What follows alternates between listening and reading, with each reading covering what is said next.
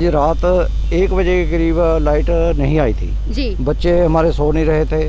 तो रात को 1 बजे हमने उनको कंप्लेंट 1912 हेल्पलाइन नंबर है इनका, वो किसी ने पिक नहीं किया जी। उसके बाद हमें यहाँ आना पड़ा। पहुँच गए उनके पास, जो अटेंडेंट थे वहाँ पे, वो कहते हैं हम 2 ही बंदे हैं यहाँ पे, हमारे पास स्टाफ की बहुत शॉर्टेज चल रही है जी तो इसलिए हम आपकी कोई हेल्प नहीं कर पाएंगे। जी। जो रात को पोल टूटे हैं, बहुत सारे पोल टूटे हैं, पेड़ टूटे हैं, तो हम ऐसे में कुछ नहीं कर सकते, हमारे पास इतना एडिक्वेट स्टाफ नहीं है। हेल्पलाइन नंबर जो जारी होता है उसका क्या? वो तो अपना जो है नो रिप्लाई ही रहता है वो नंबर जब हम मिलाते हैं। सबसे ज़्यादा रेवेन्यू फोकल पॉइंट का यहीं से जाता है। बट जब मैं रात को 1 बजे आया तो मेरे को बड़ा डर लगा। मेरे को ऐसे लगा कि जैसे मैं किसी जंगल में आ गया। जब बिल लेने के लिए, पेमेंट लेने के लिए महकमे के पास 30-40 पर्सन है तो कंप्लेंटों के लिए 2 पर्सन क्यों है? पहले सरकार को ये सारे जो सरकारी महकमे हैं इनको स्मार्ट बनाना चाहिए, उसके बाद स्मार्ट सिटी के लिए आगे चलना चाहिए। मेरी यही रिक्वेस्ट है जी, यही मेरी। मैंने कई देखा रातों को लोग सड़कों पे घूम रहे थे जिनके लाइट नहीं थी, वो सभी परेशान रहे थे। तो मैं उनकी सबकी तरफ से कहता हूँ कि प्लीज़ इस सिस्टम को सुधारिए ताकि कोई बंदा कंप्लेंट करे उसको जवाब मिले कि कितनी देर में कंप्लेंट। सर चुनावों पे आप क्या देख रहे हैं कि क्या असर होगा? मैम चुनावों के असर की बात है कि जो भी सरकार आ जाए वो सिर्फ अपनी ही समाधान करती है, पब्लिक के लिए कोई समाधान नहीं करती। नए प्रोजेक्टों को करने हैं और पुराने प्रोजेक्ट हमारे डूब रहे हैं तो मैं इस चीज़ को जीत नहीं मानूंगा। नमस्कार, सत श्री अकाल, आदाब। मैं शिवांगी और आप देख रहे हैं जनहितैषी। अभी हम खड़े हैं लुधियाना के फोकल पॉइंट में। यहाँ पर आप देख सकते हैं कि PSPCL दफ्तर में हम खड़े हैं और यहाँ पर हरीश राय जी और अतुल जी हमारे साथ हैं, जो कि रात को यहाँ पे आते हैं अपनी शिकायत दर्ज करवाने के लिए इलाके में बिजली की समस्या को लेकर, और जिसके बाद काफ़ी परेशानी इन्हें पेश आती है। तो आइए बातचीत करते हैं। नमस्कार सर। हाँ जी, रात 1 बजे के करीब लाइट नहीं आई थी जी। बच्चे हमारे सो नहीं रहे थे। तो रात को 1 बजे हमने उनको कंप्लेंट 1912 हेल्पलाइन नंबर है इनका, वो किसी ने पिक नहीं किया जी। उसके बाद हमें यहाँ आना पड़ा। यहाँ आए, इनका कंप्लेंट सेंटर जो है बिल्कुल लास्ट में रूम बना हुआ है जी। वहाँ पे कोई लाइट नहीं है, वहाँ पे जाना ही पहले तो ढूंढना ही मुश्किल है। चलो वहाँ किसी तरह पहुँच भी जाते हैं। पहुँच गए उनके पास, जो अटेंडेंट थे वहाँ पे, वो कहते हैं हम 2 ही बंदे हैं यहाँ पे, हमारे पास स्टाफ की बहुत शॉर्टेज चल रही है जी। तो इसलिए हम आपकी कोई हेल्प नहीं कर पाएंगे जी। फिर हमने उनको बहुत रिक्वेस्ट की। वो कहते हैं ये हमारे जो जेई साहब है फलानी साइड पे गए हैं, वहाँ से हमने उनको पिक करके, उन्होंने फिर मेन स्विच डाउन किया, उसके बाद उसकी रिपेयर की। रात 1 बजे की बात है? रात 1 बजे की बात है जब हम यहाँ पे आए। अंधेरा था बिल्कुल, इनके ऑफिस में भी कोई लाइट नहीं थी और इनके ऑफिस वाले बोलते हैं हमारे बैठने के लिए भी कोई जगह नहीं है जी। तो हम कंप्लेंट क्या करेंगे? ना हमारे पास स्टाफ है, ना हमारे पास कोई अपना बैठने का अरेंजमेंट है, हमारा सिस्टम ही ऐसा है जी। और आज हम यहाँ पे दिन में आए हैं कि एक्सिन साहब से मिलते हैं, उनको रात की जो हमारा एक्सपीरियंस इनके साथ शेयर करते हैं। तो इनको मिले हैं, वो कहते हैं हम इसका कुछ नहीं कर सकते, नेचुरल डिज़ास्टर है जी। जो रात को पोल टूटे हैं, बहुत सारे पोल टूटे हैं, पेड़ टूटे हैं, तो हम ऐसे में कुछ नहीं कर सकते, हमारे पास इतना एडिक्वेट स्टाफ नहीं है। नॉर्मल कंप्लेंट के लिए हमारे पास स्टाफ है, जबकि नॉर्मल वाले बोलते हैं हमारे पास बंदे ही 2 हैं सिर्फ। जी, बंदे ही 2 बोलते हैं। बंदे ही कहते हैं हमारे पास तो 2 बंदे ही, हम कोई हेल्प नहीं कर सकते आप जी। हेल्पलाइन नंबर जो जारी होता है उसका क्या? वो तो अपना जो है नो रिप्लाई ही रहता है वो नंबर जब हम मिलाते हैं, वो उठाते नहीं हैं। वो कहते हैं जब ऐसा प्रॉब्लम आता, कितनी बार कोशिश की थी आपने? कम से कम 10 बार कोशिश किया है, किसी ने जवाब नहीं दिया? किसी ने नहीं जवाब दिया, ना इन्होंने फ़ोन उठाया जी। इसलिए हमारी तो यही निवेदन है एक्सिन साहब से। SDO मिस्टर जैन है इधर, गर्चा साहब है, एक्सिन साहब, उनको भी फ़ोन से ही कॉल किया है अभी। वो बोलते हैं कि चलो हमारे पास जो है डिज़ास्टर के लिए, जब नेचुरल डिज़ास्टर है जैसे अंधेरी आई है, कि उसके में हम कोई हेल्पलेस होते हैं, हमारे पास इतना स्टाफ नहीं होता जी। जबकि फैक्ट ये है, जब हम यहाँ रात को आए हैं वो कहते हैं हमारे पास 1 या 2 बंदे ही हमारे पास तो हैं जी रूटीन में। सबसे ज़्यादा रेवेन्यू यहीं से जाता है? सबसे नमस्कार जी, सबसे ज़्यादा रेवेन्यू फोकल पॉइंट का यहीं से जाता है। बट जब मैं रात को 1 बजे आया तो मेरे को बड़ा डर लगा। मेरे को ऐसे लगा कि जैसे मैं किसी जंगल में आ गया। कोई लाइट नहीं है, कोई कुछ नहीं है, कुत्ते हमारे पीछे पड़ रहे थे। तो पीछे बिल्कुल लास्ट में कमरा रूम बना हुआ है, मेरे को कम से कम आधा घंटा रूम ढूंढने में लगा। वहाँ पे एक छोटी सी लाइट लगी हुई थी। तो रात को 1 बजे मैं आया, कहते हैं जी हमारे पास स्टाफ की कमी है सर, बहुत ज़्यादा शॉर्टेज है, कंप्लेंटें बहुत ज़्यादा, स्टाफ बिल्कुल भी नहीं है। तो मैंने उनसे पूछा कि सर कितना, क्या फीटर है, क्या सिस्टम है? 250 फीटर है जी, और सिर्फ रात को उनके पास 2 बंदे थे अवेलेबल जिनसे हम कंप्लेंट अपनी कर सकते थे। तो मेरी बहुत ज़्यादा रिक्वेस्ट करने के बाद मैंने उनको पिक करके अपनी लाइट तो चालू करवा ली। मेरे को रात को 3 बज गए। अगर मेरे साथ रात में कोई हादसा होता है या कुछ भी होता है तो इसकी जिम्मेदारी किसकी है? उसकी गवर्नमेंट जिम्मेदारी लेगी या महकमा जिम्मेदारी लेगा? जब बिल लेने के लिए, पेमेंट लेने के लिए महकमे के पास 30-40 पर्सन है तो कंप्लेंटों के लिए 2 पर्सन क्यों है?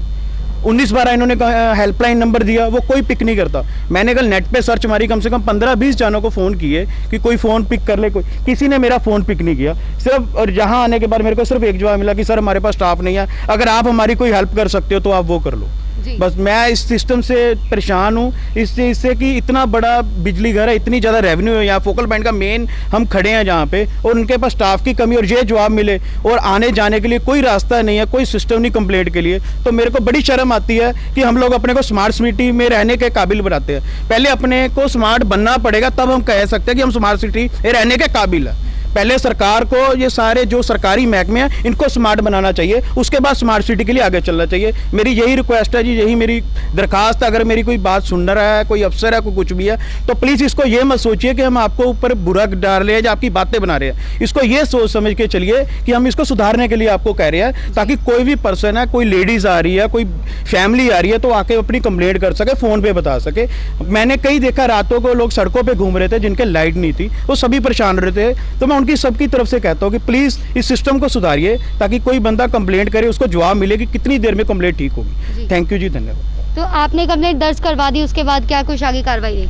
कंप्लेंट दर्ज करवाने के बाद जी इन्होंने बोला कि मेरे पास स्टाफ नहीं है, तो मेरे को घंटा 1.5 घंटा वेट करनी पड़ी। फिर उनको मैं अपनी पर्सनल कार में लेके गया, पर्सनल कार में उनकी बाइक, इनके पास खुद की कन्वेंस नहीं थी, कन्वेंस खराब हो गई थी जी। पर्सनल कन्वेंस थी, सरकारी कन्वेंस कोई नहीं थी। तो मैं उनको अपनी गाड़ी में बैठा के मैंने वहाँ पे शट डाउन करा के अपनी लाइट चालू करवाई, तो उनको वापस छोड़ के आया। तो मैं अपनी गाड़ी में, मतलब रात के 3 बजे मैं घर पे पहुंचा हूँ। अगर मेरे साथ कोई हादसा है तो उसका जिम्मेदार कौन है? वही बिजली दफ्तर में सबसे ज्यादा यहाँ पे खुद ही लाइट नहीं है, और खुद ही लाइट नहीं, तो मैं इनसे कह सकता हूँ, पर इनको अपना कंप्लेंट का जो सिस्टम है 19-12 उसको सुधारना पड़ेगा। और सरकार को चाहिए, जो अफसर हैं जो इनके ऊपर हैं, उनको चाहिए कि इनको कन्वेंस अवेलेबल कराई जाए सरकारी, ताकि ये रात में कोई भी दिक्कत आती तो उसका हल कर सके जी। आगे आपने उच्च अधिकारियों से बात, किस किस से बात करने की कोशिश की? अब मैंने एसडीओ साहब से मिलने के लिए हम आए आज इनके ऑफिस में, वो अवेलेबल नहीं थे। फिर उनका यहाँ से नंबर लिया, मिस्टर जैन है एसडीओ, वो उनसे बात की। वो कहते इस प्रॉब्लम के लिए तो आप हमारे एक्शन साहब से बात कीजिए। तो उन्होंने गरचा साहब का जो एसडीओ है, एक्शन है यहाँ पे, उनका नंबर दिया। अभी मैंने फिर उनसे संपर्क किया कि स्टाफ की कमी के बारे में सारा कुछ बोला। हाँ, वो कहते हैं हमारे पास स्टाफ जो है ना, नॉर्मल कंप्लेंट्स के लिए सफिशिएंट स्टाफ है, वो बोल रहे हैं जी। और जब ऐसे कोई नेचुरल डिजास्टर होती है उसके लिए हमारे पास इतना स्टाफ नहीं होता कि रात को पेड़ टूट गए, पोल टूट गए, उसके लिए हमारे पास नहीं। वो तो गारंटी कर रहे हैं, कहते हैं हमारे पास नॉर्मल कंप्लेंट्स के लिए हमारे पास स्टाफ है।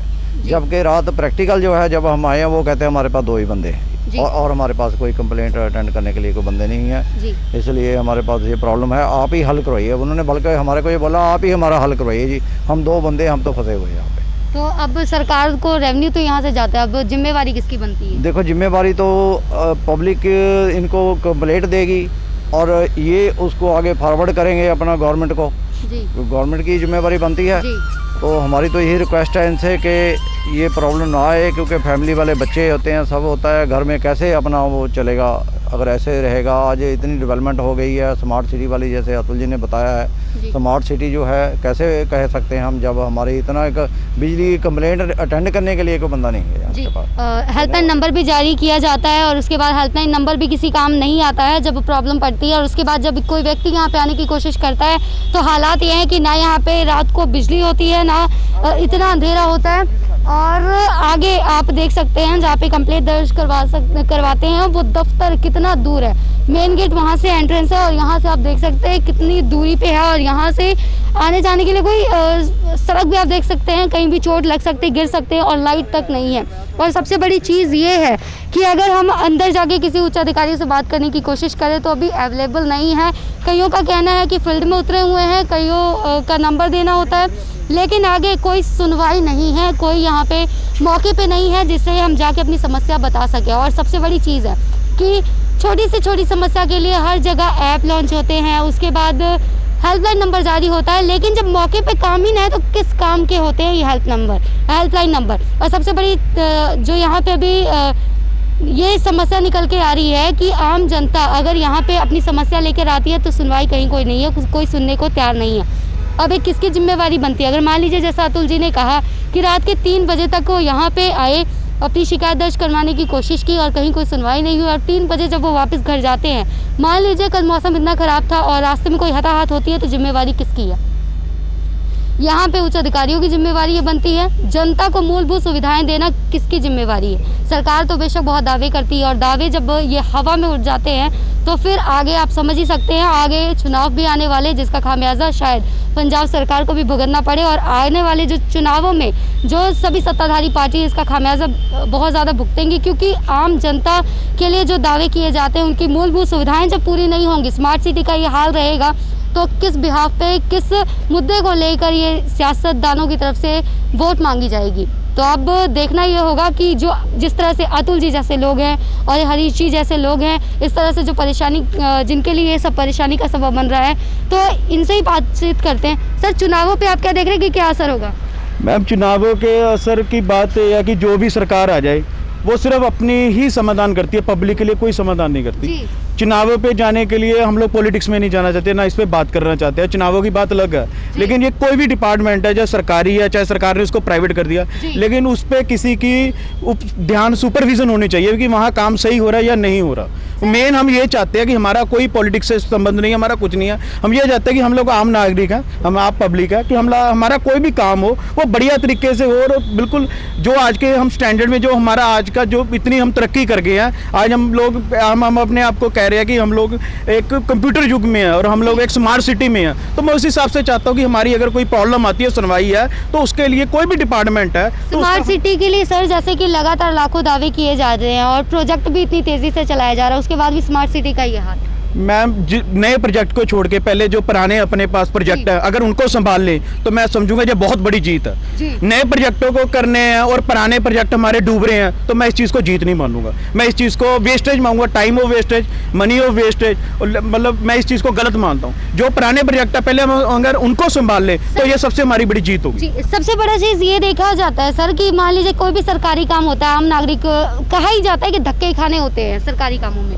नहीं, ये बिल्कुल सही बात है जी, धक्के खाने होते हैं। एक्चुअली रीज़न क्या है जी कि एक गैप का, जनरेशन का बड़ा डिफरेंस बहुत ज़्यादा पड़ चुका है जी। नए लोग आ चुके हैं, प्राइवेट, हर डिपार्टमेंट को प्राइवेट किया जा रहा है, और उनमें मतलब कम्युनिकेशन गैप बहुत ज़्यादा है। वो कुछ और कहते हैं जी, जो सरकारी बंदे हैं वो कुछ और कहते हैं, आपस में कोई तालमेल नहीं है जी। अच्छा, तालमेल की बहुत ज़्यादा कमी है जी, और मतलब ये दिक्कत आ रही है जी। हर किसी डिपार्टमेंट में चले जाओ, किसी चीज़ का समाधान नहीं हो सकता। कोई बैंक ले लीजिए, और अगर हम प्राइवेट में आ जाए हैं कि कोई प्राइवेट बैंक है या कोई प्राइवेट हॉस्पिटल्स है, तो सब में सुनवाई है। सरकारी, जिसमें सरकारी नाम आ गया, उस चीज़ का मतलब बंदे को समझ लीजिए कि धक्के लगेंगे ही लगेंगे जी। इसीलिए तो कह रहे हैं कि आने वाले चुनावों में सरकार को इसका खामियाजा भुगतना पड़ सकता है। व्यवस्था पे कई तरह के सवाल अतुल जी ने दाग दिए, और तस्वीरें खुद आपको बयां करके दे रही हैं कि व्यवस्था आप देख सकते हैं, ये स्मार्ट सिटी का स्मार्ट दफ्तर है जो स्मार्टनेस बयां कर रहा है।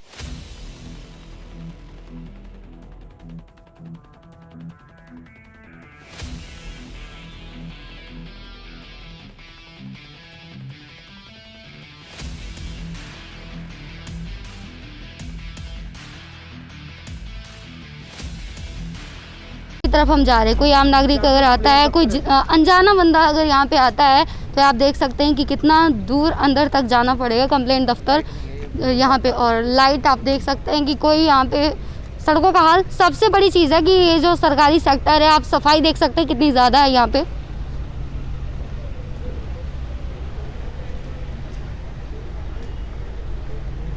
ये हेल्पलाइन नंबर आप देख सकते हैं 1912, सुनवाई कोई नहीं। इतना लंबा चल के आना पड़ेगा, और लाइट भी ना हो, अंधेरे में आप हालत खुद ही सोच सकते हैं।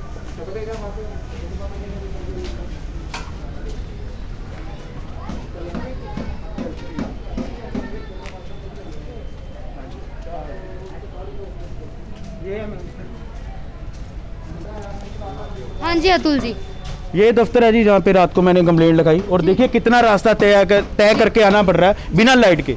तो कितना, आप देखिए कितना मुश्किल होगा मेरे लिए कि रात को आना। और यहाँ पे जस्ट रात को जब मैं आया तो मेरे को कुत्तों का बड़ा सामना करना पड़ा जी। तो मैं अपने बचा के जो भी आया हूँ, तो यहाँ पे आके बंदे सपोर्टिव थे, इन्होंने मेरी मदद की। ठीक है, टाइम मेरे को लगा, मैंने अपनी गाड़ी यूज़ की, बट बंदे सपोर्टिव थे, उन्होंने मेरी हेल्प की और मेरी लाइट का अरेंजमेंट किया। पर मैं ये चाहता हूँ कि ऐसी समस्या मेरे को दोबारा ना आए। अगर कोई भी प्रॉब्लम आती है तो मेरा फ़ोन कॉल से या उसका हल होना चाहिए, मेरे को दोबारा यहाँ ना, अगर आना पड़े तो मैं एक सिस्टम में आना चाहता हूँ कि लाइट हो, ताकि जो भी रह रहे हैं, ये भी इंसान है, जो यहाँ पे कंप्लेंट में बैठे ये भी इंसान है। अगर इनके साथ कोई हादसा या मेरे साथ आए तो उसका जिम्मेदार कौन है? आप कंप्लेंट दफ्तर दिखा सकते हो कितनी दूर और बिना लाइट के। ये कंप्लेंट दफ्तर है और सबसे बड़ी चीज़ है कि अगर हेल्पलाइन नंबर दी जाती है और सुनवाई नहीं होती और उसके बाद अगर लोग इस तरह से आते हैं तो सवाल यहाँ पे यही खड़ा होता है कि हेल्पलाइन नंबर पे अगर कोई सुनवाई नहीं तो हेल्पलाइन नंबर जारी करने का औचित्य क्या है। ये खुद यहाँ पे जो लोग हैं, खुद यहाँ पे बिजली नहीं थी, जो साफ तौर पर ये भी कह सकते हैं कि जो सरकारी सेक्टर में काम भी लोग कर रहे हैं वो भी जान को अपने हथेली पे रख के काम कर रहे हैं। इसी तरह से लेटेस्ट यूनिक अपडेट के लिए बने रहें जनहितैषी के साथ। कैमरामैन प्रिंस के साथ मैं शिवांगी विदा लेती हूँ। धन्यवाद।